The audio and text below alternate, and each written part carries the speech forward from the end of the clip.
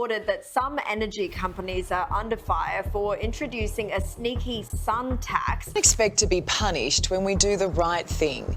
But soon, millions of homes and businesses will pay the price for going green. If you've got solar, you'll have to pay power companies to store it. Just quickly, we've got to go, but this sun tax, what's the sun tax you've uncovered? I talk about a hidden tax. Have you heard of this sun tax, it's been called, being whacked on households who've switched to solar? Now, the energy advocates say it's madness. They're accusing energy companies of trying to charge people for generating their own electricity. They promised you a revolution. They told you to put your hand in your pocket, spend thousands of dollars, and stick it to the big energy companies. They sold you the great Australian dream, updated for the 21st century. A roof over your head and solar panels on top to give you free power from the sun. You did your part. You believed in the promise. You invested. And now after all that, they want to send you the bill. What if I told you the government wants to tax you for the sunlight that hits your roof? What if the very act of generating clean energy, of sending power back to the grid like you were told to, was about to become a taxable event? It sounds like a joke. A sick, twisted joke. But I'm not laughing. And you shouldn't be either, because in Australia right now the sun tax is no longer a conspiracy theory. It's a reality.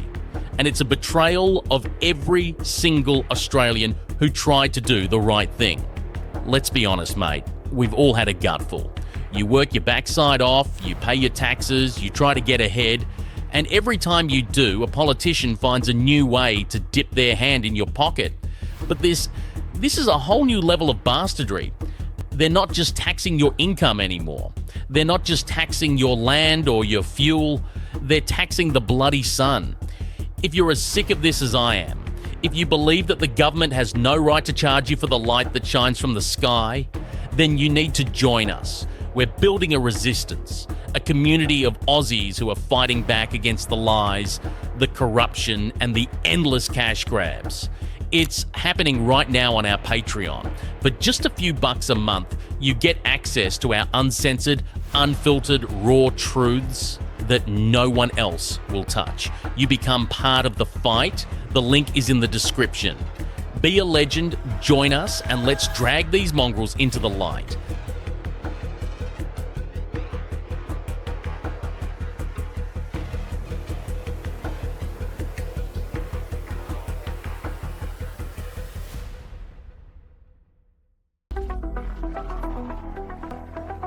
However, many solar owners are concerned that this marks the start of a broader move to penalise families who invested in renewable energy to reduce both their power bills and emissions. The New South Wales changes came into effect on 1 July this year. Let's get one thing straight. This isn't some future nightmare scenario. This is happening right now. As of July 1st, 2025, if you live in New South Wales or South Australia, you are officially living under a sun tax. They call it a two-way tariff or a solar export charge. But let's call it what it is, a tax on the sun. Here's how the scam works. You were a good little Aussie. You spent $10,000, maybe $15,000 on a rooftop solar system. The deal was simple. You use the power you need and you sell the excess back to the grid. You get a credit on your bill, you save some money, and you help the environment. Everyone's a winner, right? Wrong. The government, in its infinite wisdom, realised that too many people were doing the right thing. The grid, which they've allowed to become a decrepit third world piece of junk, can't handle all the clean energy being produced in the middle of the day. So instead of investing in a 21st century grid, instead of building the storage and infrastructure we desperately need, they decided to take the lazy, cheap, and utterly insulting way out. They decided to tax you for the problem they created. In New South Wales, under distributors like Ausgrid, you are now charged 1.2 cents for every kilowatt hour of electricity you export between 10 a.m. and 3 p.m. Oh, they'll tell you it's not that bad. They'll point to a free threshold of about 6.8 kilowatt hours per day. They'll say the average 5 kilowatt system will only pay an extra $6.60 a year. $6.60. They think you're a mug. They think you're so stupid that you'll hear that number and say, oh, that's all right then. It's not all right. It's the principle. It's the outrageous, insulting, fundamentally un-Australian principle of being punished for doing exactly what you were encouraged to do.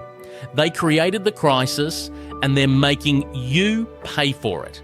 It's like the government telling everyone to buy a ute and then 10 years later taxing you for having a tray because they forgot to build parking spots big enough. And it gets worse. To make the poison taste a little sweeter, they'll tell you they're also offering a reward of 2.3 cents per kilowatt hour if you export in the evening between 4 p.m. and 9 p.m. How bloody generous. The only problem is your solar panels don't exactly work when the sun has gone down. It's a sick joke. It's a con job designed to sound fair while fundamentally screwing over the average solar owner. So do you remember when Albo promised that our energy bills were going to go down by $275? Do I ever? Well, here we are, two and a half years in, and they're still going up. Cheesy missed the mark there a little bit. The official line is that this is all about grid stability. That's the excuse they'll trot out in every news article and every press conference. And look, the technical problem is real. We have over 3.6 million homes with rooftop solar in Australia, the highest per capita uptake in the world. When all those systems are pumping power into the grid at midday and no one's home to use it, you get what they call voltage instability. Wholesale electricity prices can even go negative. The grid, in its current state, gets indigestion. But that's not your fault. That's a catastrophic failure of government planning.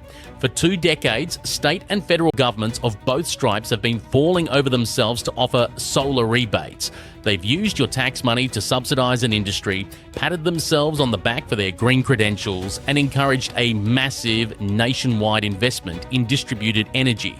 And at no point did these geniuses stop and think, hey, maybe we should upgrade the grid to handle all this power.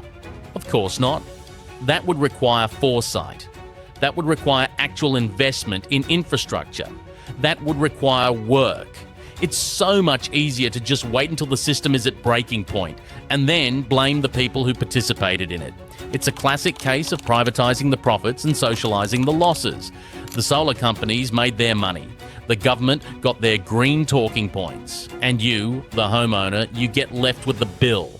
This isn't a tax. It's a fine.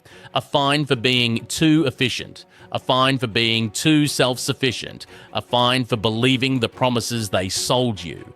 They are fundamentally changing the deal after you've already paid your entry fee. It's a bait and switch on a national scale. Now, if you're in Victoria, you might be breathing a sigh of relief. You might have heard that the Allen Labor government has committed to not introducing a mandatory sun tax before July 2031. A commitment, a promise from a politician. We all know what that's worth, don't we? Let's be clear. The Victorian government isn't resisting this because they're your mate. They're resisting because they're terrified of the political backlash. They saw what happened with the farmers and the emergency services levy. They know Victorians have had a gutful of new taxes, so they're kicking the can down the road. July 2031 isn't a protection. It's a ticking time bomb. The grid problems in Victoria are the same as in New South Wales. The pressure from the Australian Energy Market Commission is the same. The temptation for a cash-strapped government to find a new revenue stream is identical. They're just waiting. They're waiting until after the next election, and maybe the one after that. They're waiting for a moment when they think you're not paying attention. And then the sun tax will come for you too. Don't believe their weasel words. They're not against the tax in principle. They're just against it right now because it's politically inconvenient. They're already exploring other ways to control your solar, like throttling inverters, giving them the power to remotely switch off your system without your permission. The war on solar owners hasn't been cancelled, it's just been postponed. This 2031 date is a mirage in the desert. It's designed to make you feel safe, to lull you into a false sense of security. But the blueprint has been written. The precedent has been set in 2 other states, and it's only a matter of time before they come for Victoria. So what do? Do we just bend over and cop it sweet? No chance. This is Australia. We don't go down without a fight. The good news is, this is a fight you can win. You can make yourself immune to their sun tax scam. You can tell the government and their mates in the energy companies to get stuffed. And here's how. The first step is simple, and it's free. Use your own power. If you're at home during the day, that's the time to run the dishwasher, the washing machine, the dryer. Charge your electric vehicle, crank the aircon. Every kilowatt hour you use yourself is one less you export and one less they can tax you for. You need to think of your home as a solar sponge, soaking up all that free energy before it ever touches the grid. But the real solution, the silver bullet, the one thing that will make you truly independent is a battery. A home battery is your personal declaration of independence from this broken, corrupt system. It allows you to capture all that excess solar energy you generate during the day and store it for your own use in the evening. You stop exporting power when they want to tax you, and you stop importing power when they want to charge you a fortune. You take back control. Investing in a battery is no longer just a financial decision.